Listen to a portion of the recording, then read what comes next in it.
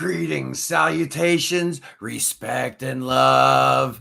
I am Scott. You're in the Prague Corner. And you see behind me the Great Wall of Iron Maiden. Yes, I am going to see them Friday night at the Nationwide Arena in Columbus. I'm really excited about it. But we're not going to be talking about Iron Maiden today. We're kind of following up on what we did yesterday, which yesterday was a lot of fun. I kind of took a look at the worst, most hated bands of all time and ranked them. So that was a lot of fun.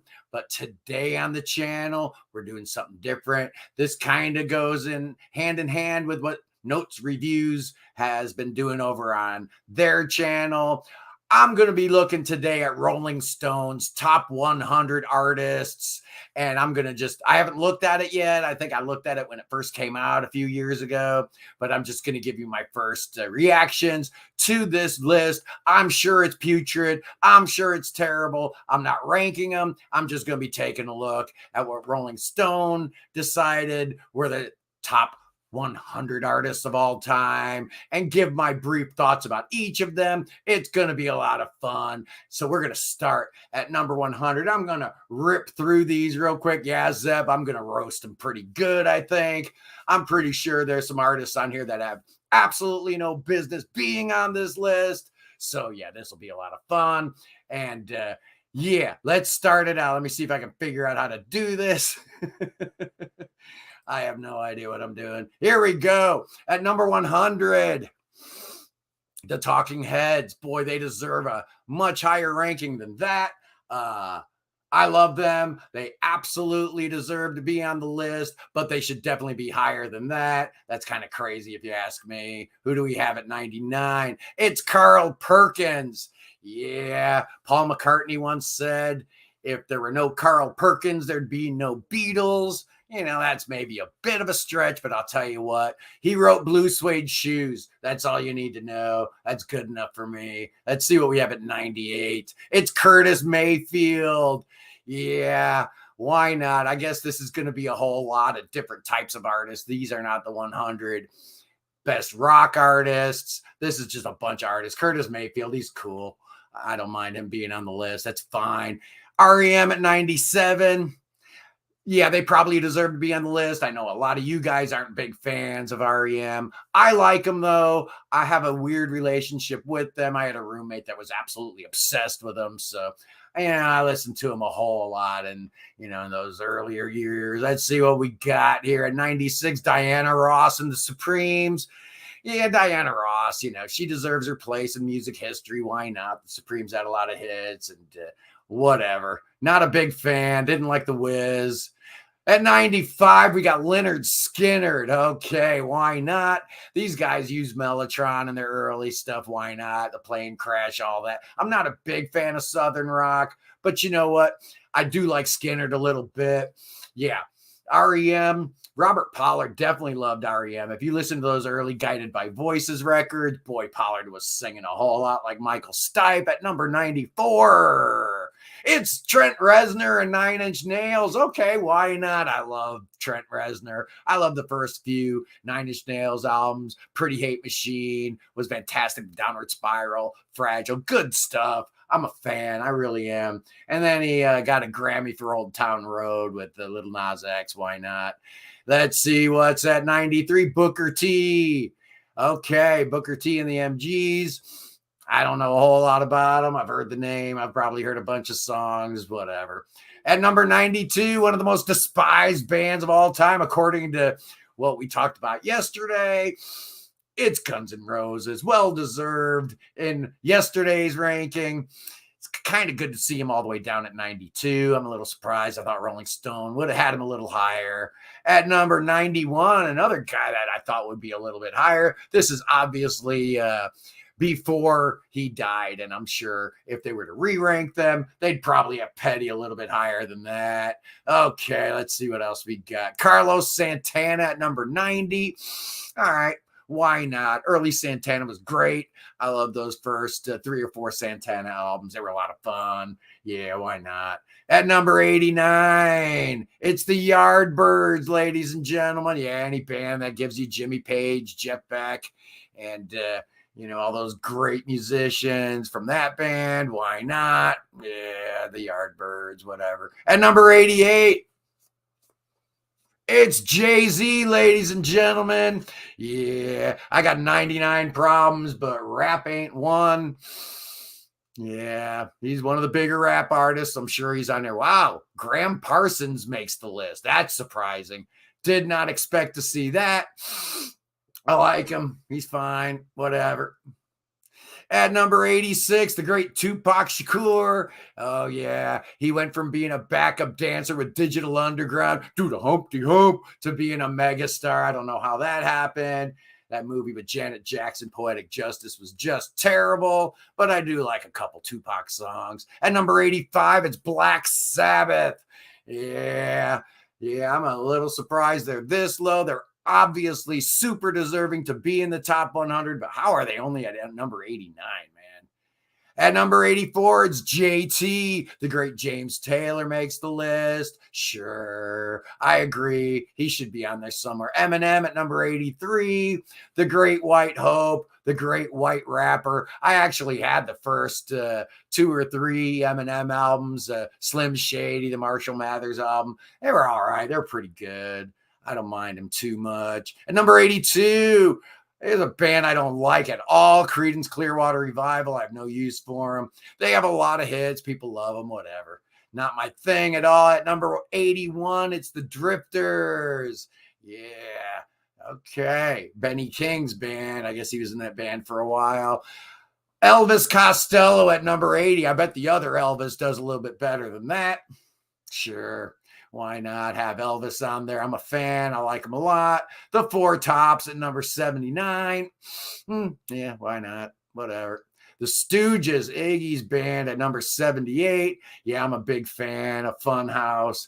I think their first 2 or 3 records are just phenomenal. Number 77 is the Beastie Boys. I actually saw the Beastie Boys live, not once, but twice. Don't ask me why.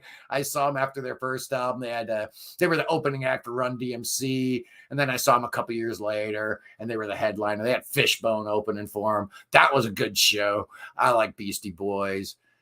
No, why not? At number 76, it's the Shirelles.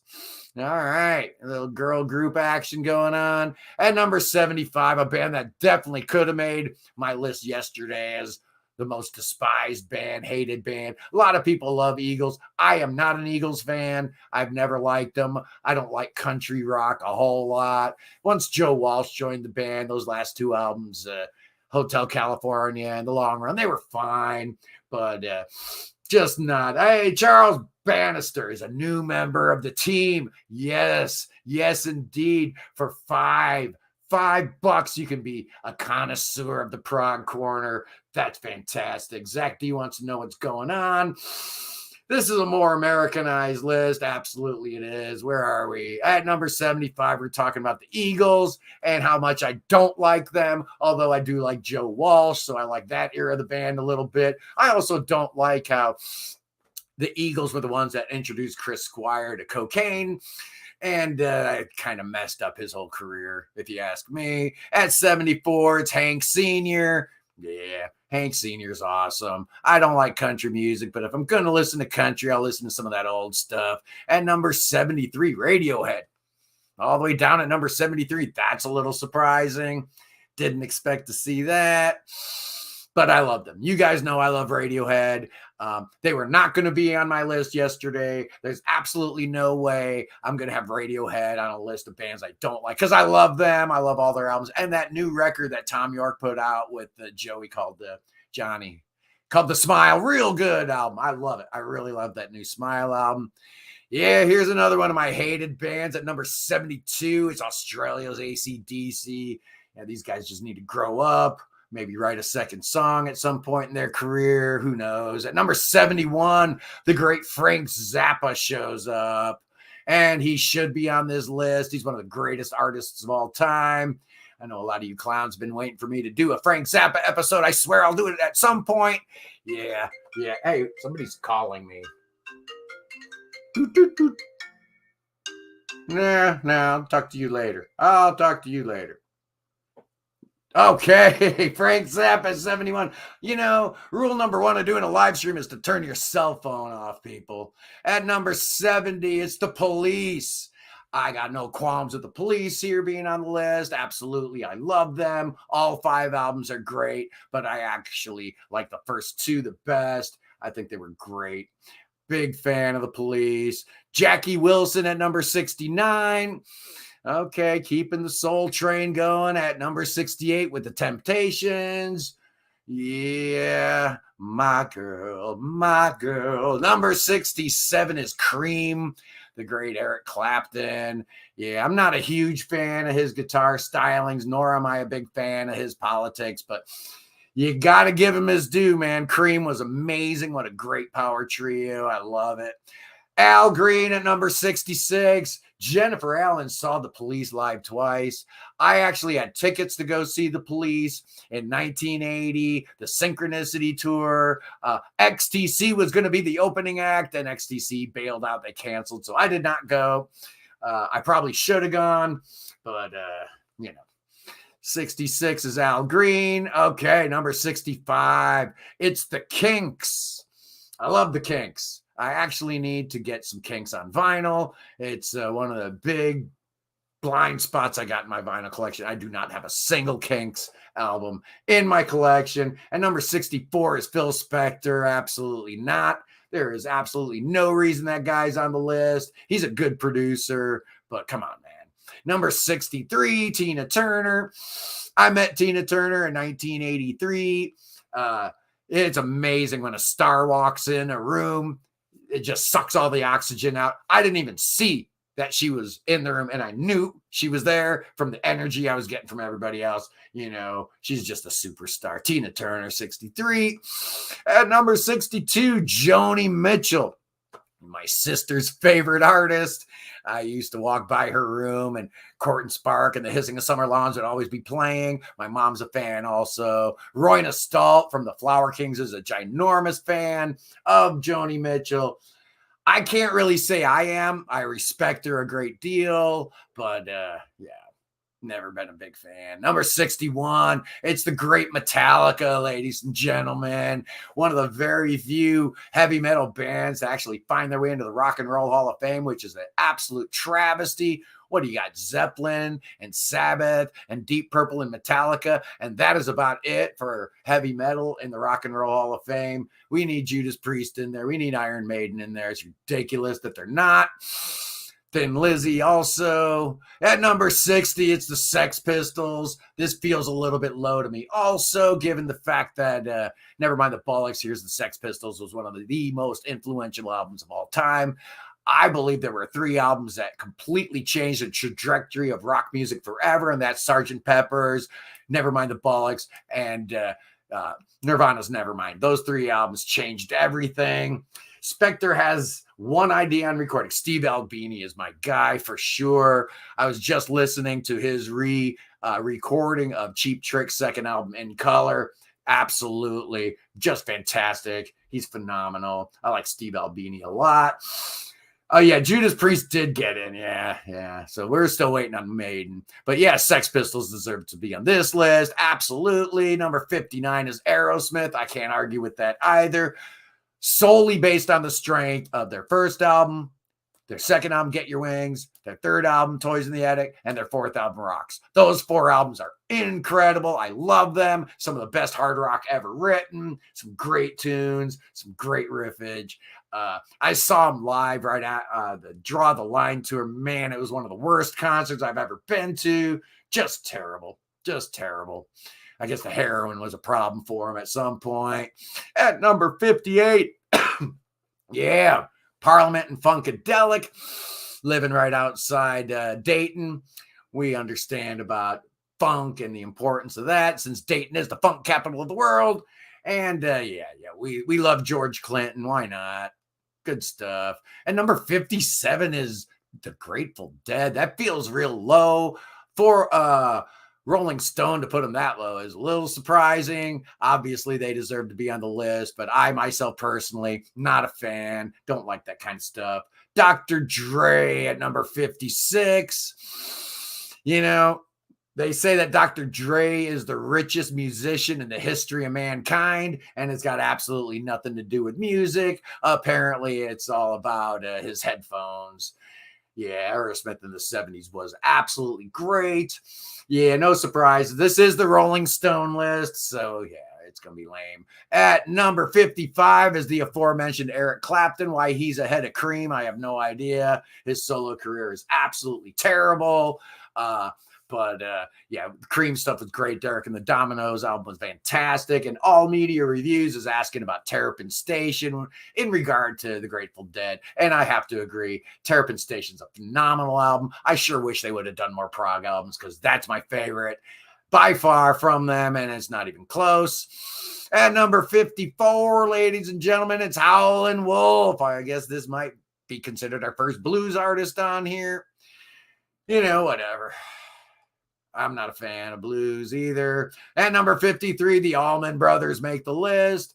Yeah, Rolling Stone is an Amerocentric publication, so you got to figure they'd make the list. And why not? Allman Brothers are cool. I don't have a problem with them. Yeah, I'm surprised to see Queen at number 52. This must have been before the Bohemian Rhapsody movie came out, because I guarantee you they'd rank a little bit higher than that now. But they definitely deserve to be on this list. They just need to be higher. That's just ridiculous.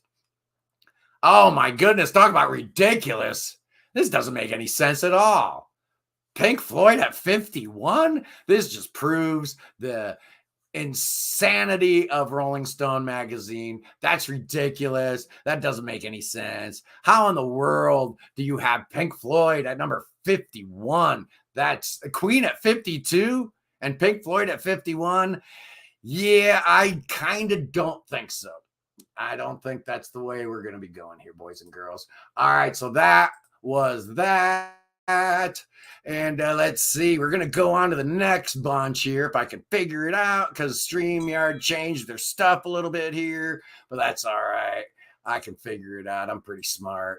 Yeah, okay. Let's see what we got going on at number... Is this it? 49 is Elton John. What? Come on, man. I'm not even a huge Elton John fan, but if you're ranking the 100 greatest recording artists of all time, you got to put Elton John into your top 20. You just have to, whether you like the guy or not. That's insane. That's ridiculous.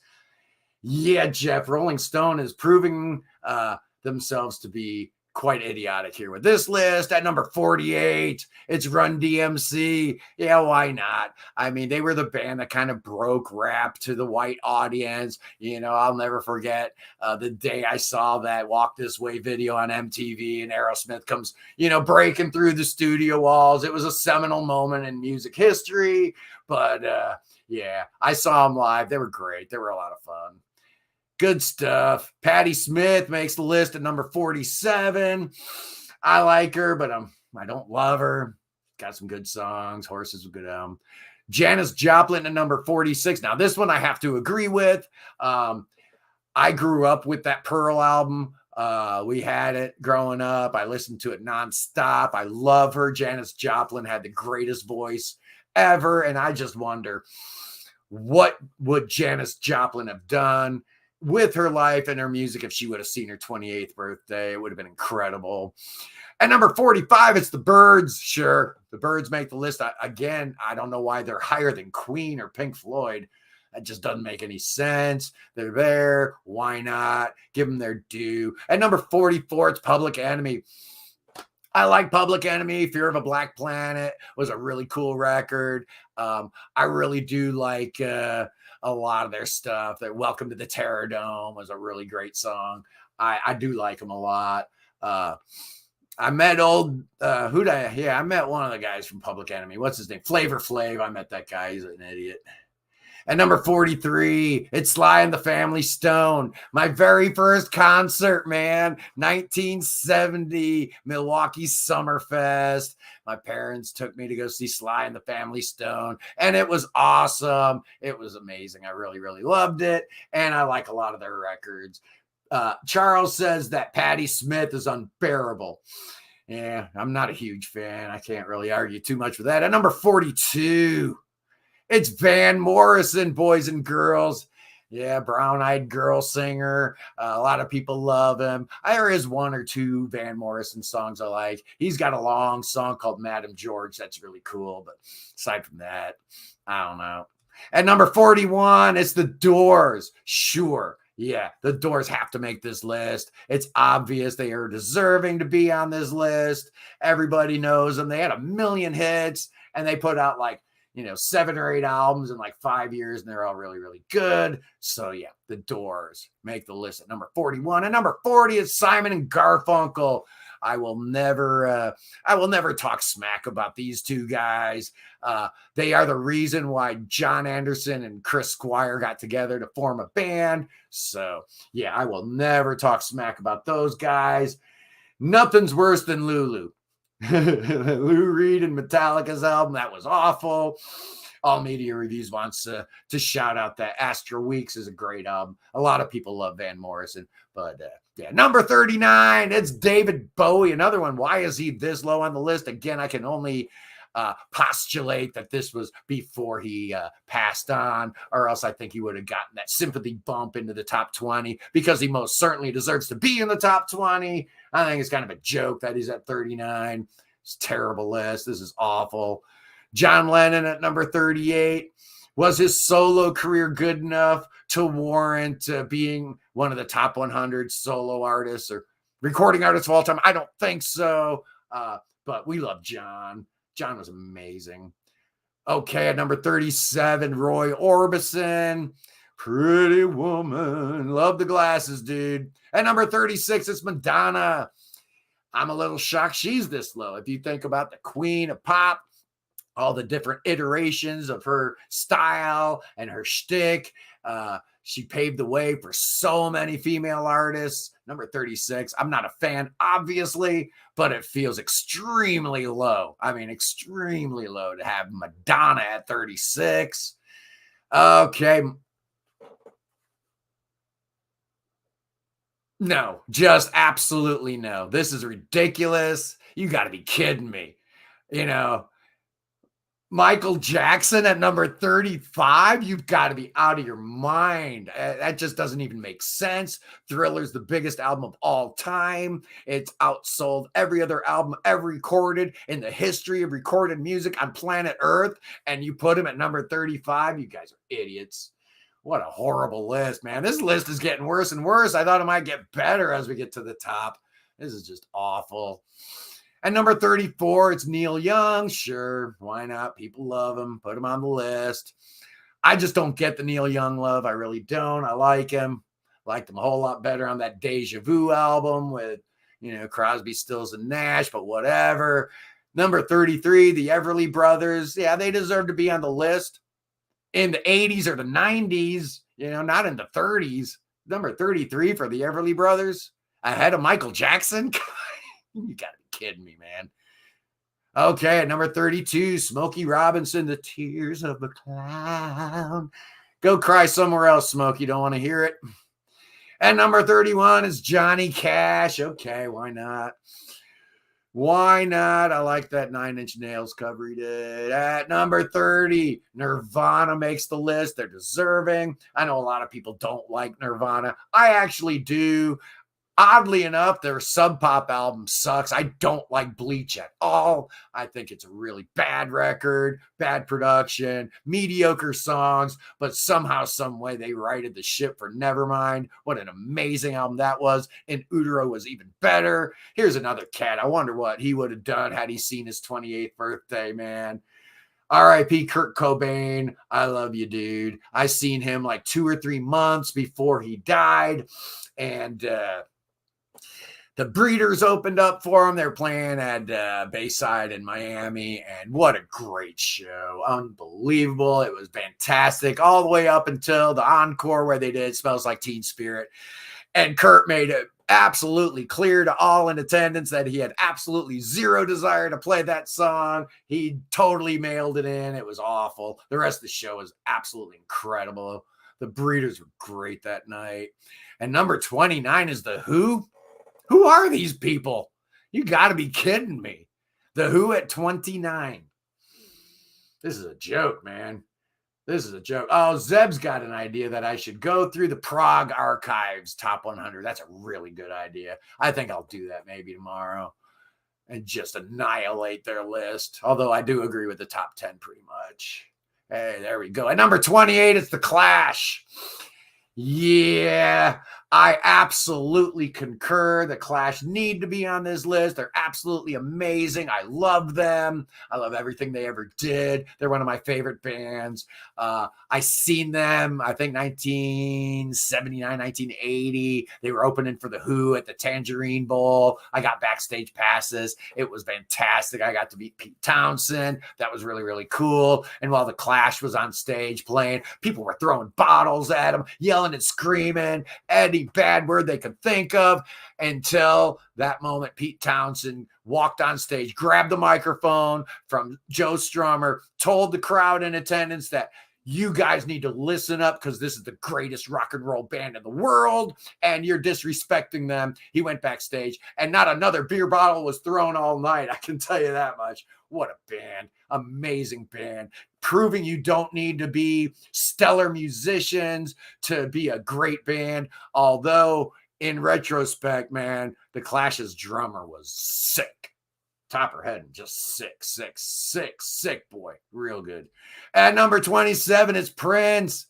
Yeah, I kind of like Prince, especially his early stuff. For You, Prince, Dirty Mind, Controversy, 1999, Purple Rain, all the way through maybe Around the World in a Day. Those are some really strong records. I saw Prince in the 1999 tour in the 80s at some point, 81 maybe it was 82. I don't remember, up in Tallahassee. And it was Prince, The Time, and Vanity 6. It was just incredible.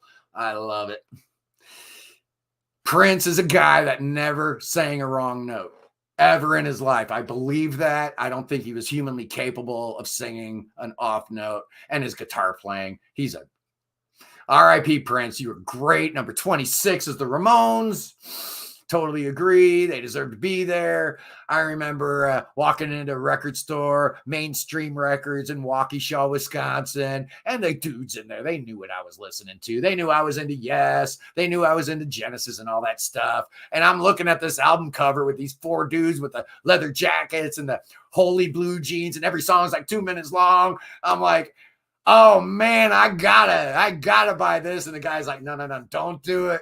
You're going to hate it. This isn't your kind of music, my friend. It ain't you. Oh, I knew I was going to love it. And I did. I love the Ramones. I think they were an amazing band. Once again, proving you don't need to be a monster musician to be in a fantastic band as long as you got something to say.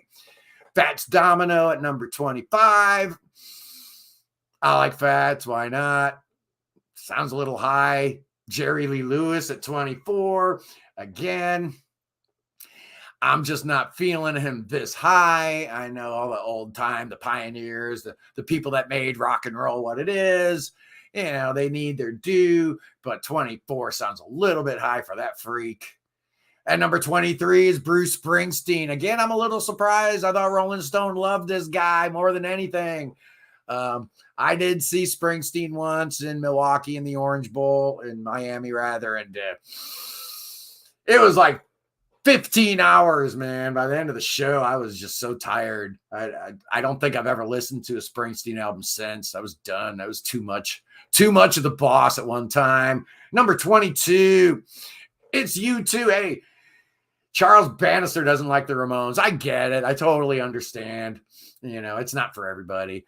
U2 at number 22. Yeah, well, they made my list yesterday of the world's most hated bands. I actually do like U2. I like Boy. I like October. I like War. I like The Unforgettable Fire. I like the Joshua Tree.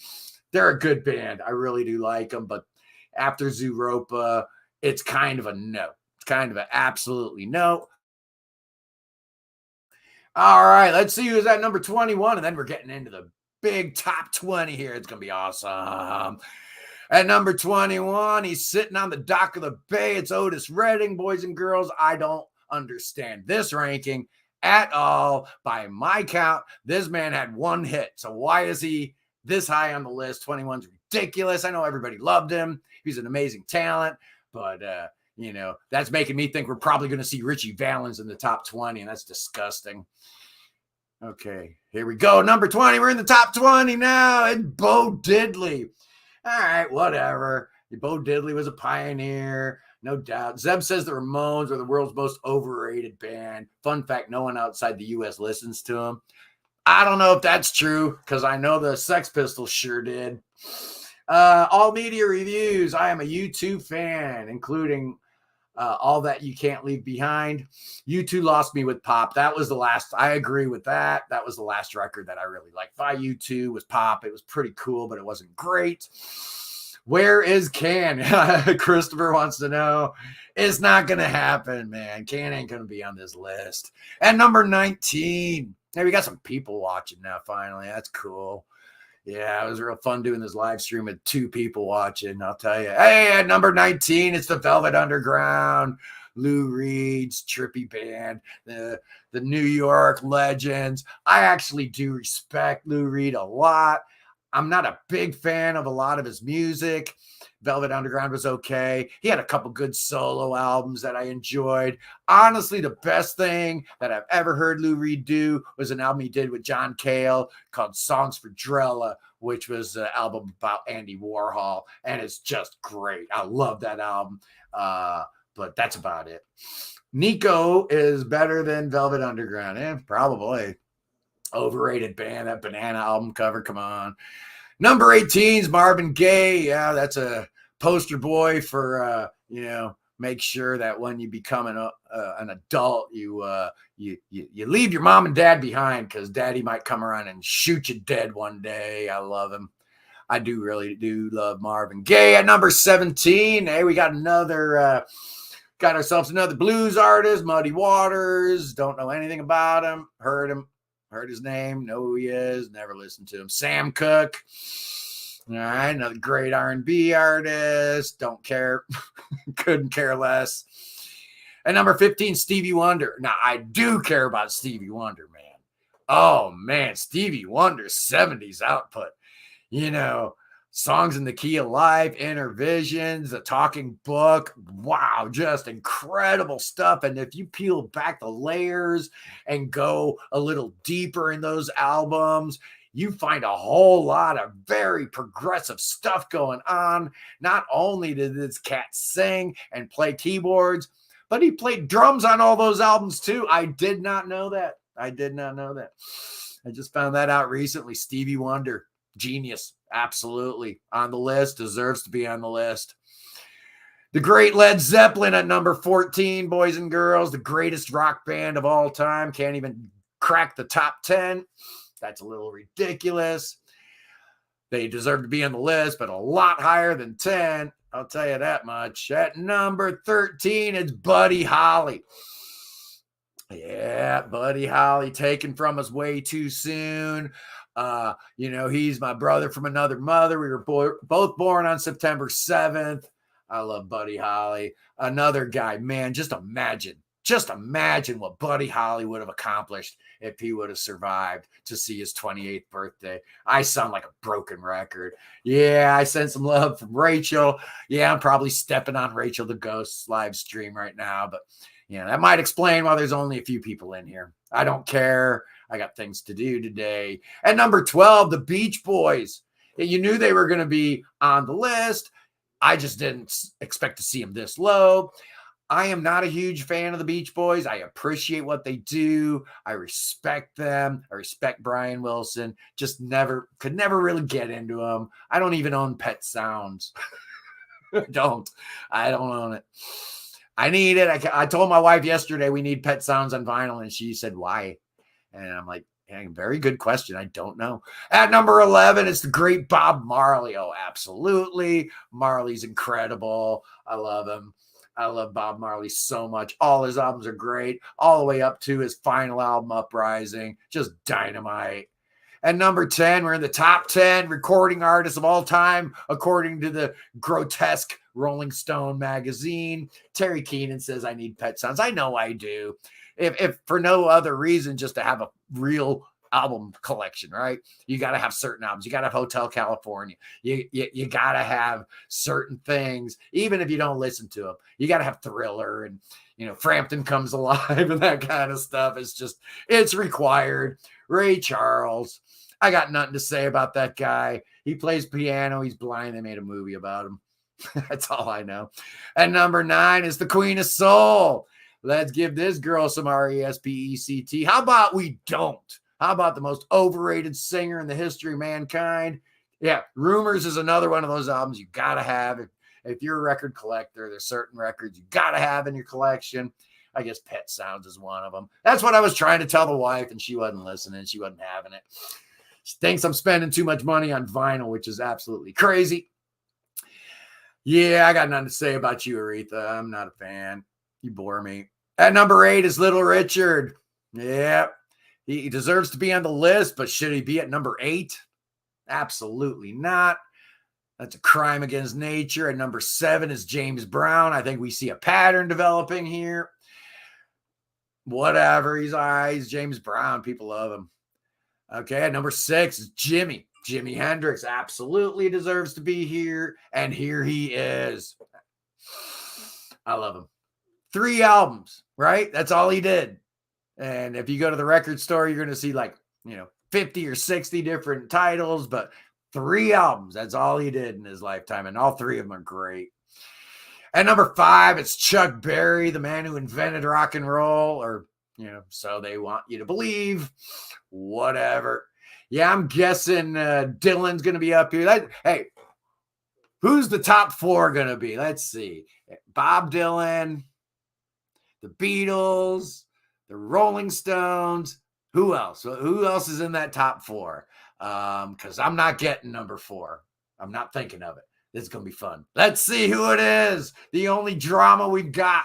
Yeah, the Sex Pistols only had 1 album. So if you've only got 1 album, it better be good. And it better be impactful. Number 4. The Rolling Stones. Absolutely. They deserve to be on the list. Why they're at number 4? That just sounds a little weird to me. They're the Rolling Stones, people. My goodness gracious. If you're doing a list of the greatest artists of all time, yeah, they should be on there. They deserve it. Okay, at number 3. That's who I was forgetting. Of course. It's the great Elvis Presley at number 3. Yeah. Why not? He's Elvis. He looked good. He could sing good. And he could shake his hips.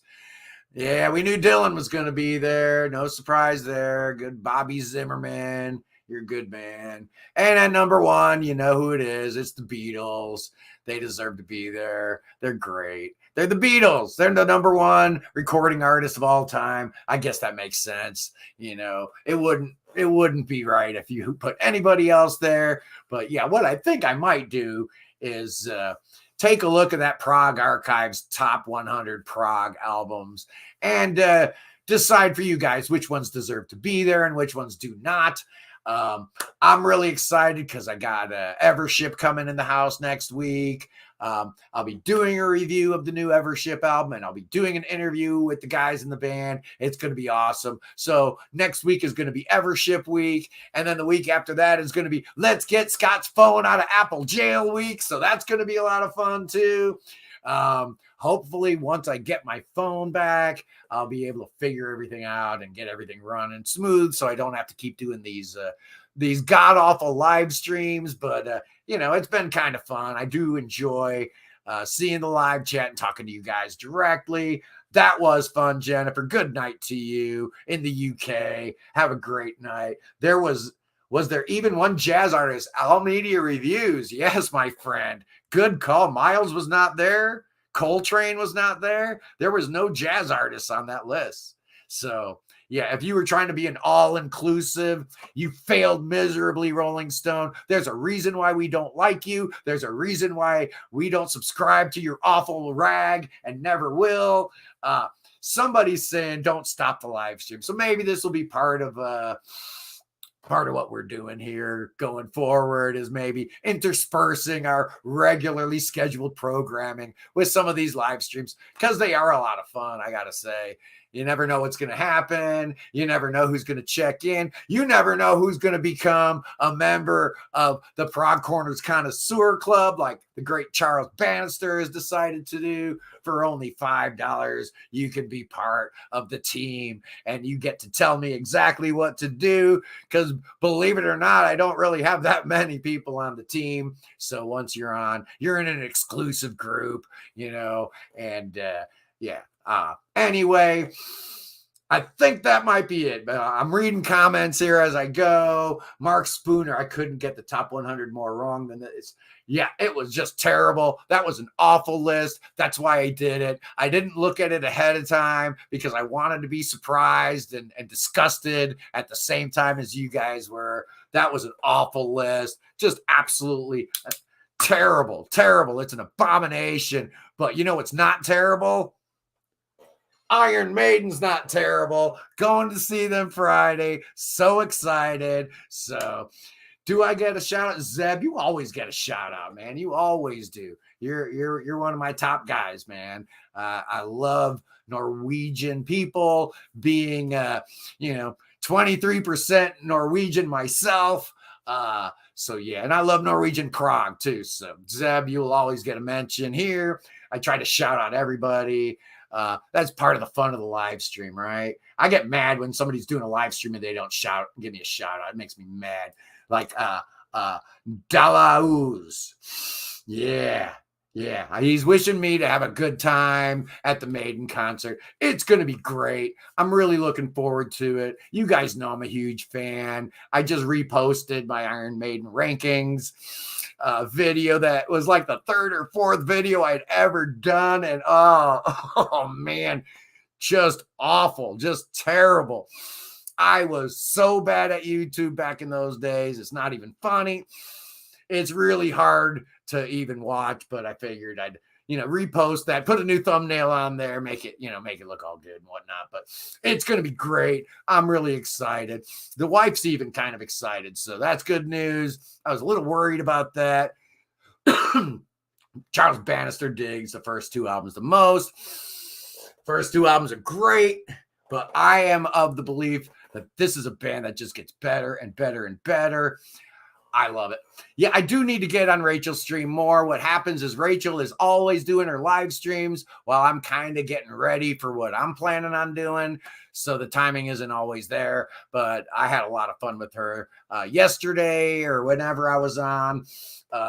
I do like her a lot. She's an amazing person. Love her channel. But yes, sir, it's gonna be a great week next week in the Prog Corner. I love you guys. Anybody have anything else for me? If not, I'm probably gonna go back to work. Looks like Christopher's gonna be listening to some Can today. That's a good call. You can never go wrong listening to those guys for sure. And Gray Ever says, according to most of the music magazines, punk saved music in 1977. Yeah, punk did something in 1977. I mean, I love punk rock. You guys know, after Tormato and Love Beach in the late 70s, I kind of checked out of the prog, and I got real hardcore into punk and new wave and all that stuff that was going on, all those different sounds, those new sounds. They really got my ear excited. Bands like Magazine and the Buzzcocks and XTC and the Talking Heads. To me, they were doing stuff that was way more progressive than my beloved dinosaur bands were doing at that time. So Richard Hell. I love Richard Hell, man. Great stuff. I was weaned on punk. Yeah, I love punk rock. I love the old UK punk from the late 70s. But being an American, my favorite punk rock bands are all American bands. That American hardcore scene that came up in the late 80s. Minor Threat, Bad Brains, Dead Kennedys, Black Flag, Circle Jerks. Man, I love that stuff. I really, really do. Absolutely. So, yeah, maybe I'll do a punk rock episode. Maybe I'll rank my 25 favorite punk rock albums of all time, but we'll see. Anyway, Giovanni Caprini. Bruce's first concert with Iron Maiden was in Bologna in Italy, and he was there. Wow, that would have been great. I've been watching Big Black, talking about Steve Albini, absolutely. But yeah, I guess Bruce's voice is back. I've been watching some YouTube videos of the boys on the Legacy of the Beast tour, and it sure sounds to me like Bruce's voice is just fine. Them pipes sound great to me. This Hewer's disc says California. Or you got to do it like Jello Biafra, right? California, Uber Alice, California, Uber Alice. Oh, I love the Dead Kennedys, man. We opened for them like 2 or 3 times back in the day, once in Tampa, once in Miami, and I don't know, I think once in Orlando or something. Those guys were great. I love them. Top 3 Maiden with Blaze Bayley. Oh, yeah. I think those 2 albums with Blaze Bayley get a real bum rap. So much so that I'm not even displaying either one, although I do have both of them. The Sign of the Cross. Yeah, oh man, that song's amazing. What an amazing track that is. So yeah, The Clans, man, that's another one. There were some really, really good songs on those 2 records. Blaze's voice, come on, man. That's not fair. That's just not right. It's like, Benoit David or John Davison, and yes, trying to sub for the great John Anderson. It's a losing proposition. And I think Blaze did an amazing job with the band. He got a bum deal. He really did. But we are so happy to have Bruce and Adrian Smith back in the band. So it's the 6-piece Maiden going at it. That's going to be amazing. Friday night in Columbus. Yeah. Anyway. Oh, yeah, better than the Ripper albums for Judas Priest. Absolutely. What band were you in that opened for the DKs? Terry wants to know. I was in a punk band in the 80s called Disorderly Conduct. We put out one album called Amen, and then they all decided they wanted to move to LA to try to become stars and whatnot. And I thought that was a terrible idea. So I stayed in Florida. They went out there. Fast forward like 13 years later, they finally get signed. They changed their name to Amen, and they recorded an album for Virgin, and then the second album was on Roadrunner, and then the third album was on the System of a Down's Columbia imprint.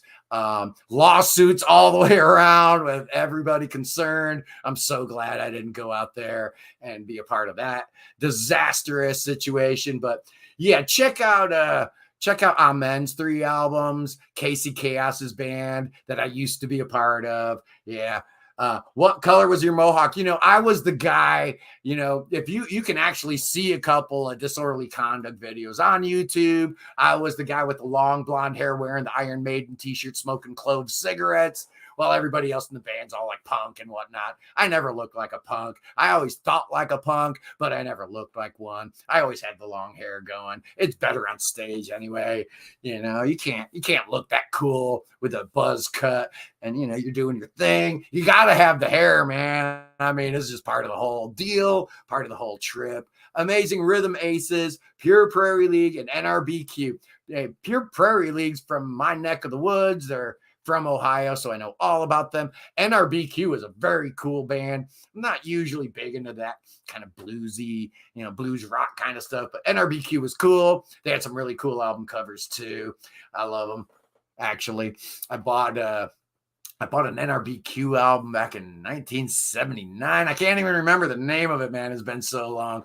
Anyway, yeah, these live streams have been awesome, so maybe we'll keep doing them. But maybe I should cut this off before it gets too long. The YouTube algorithm doesn't really like that. So anyway, I'll be seeing you guys next week.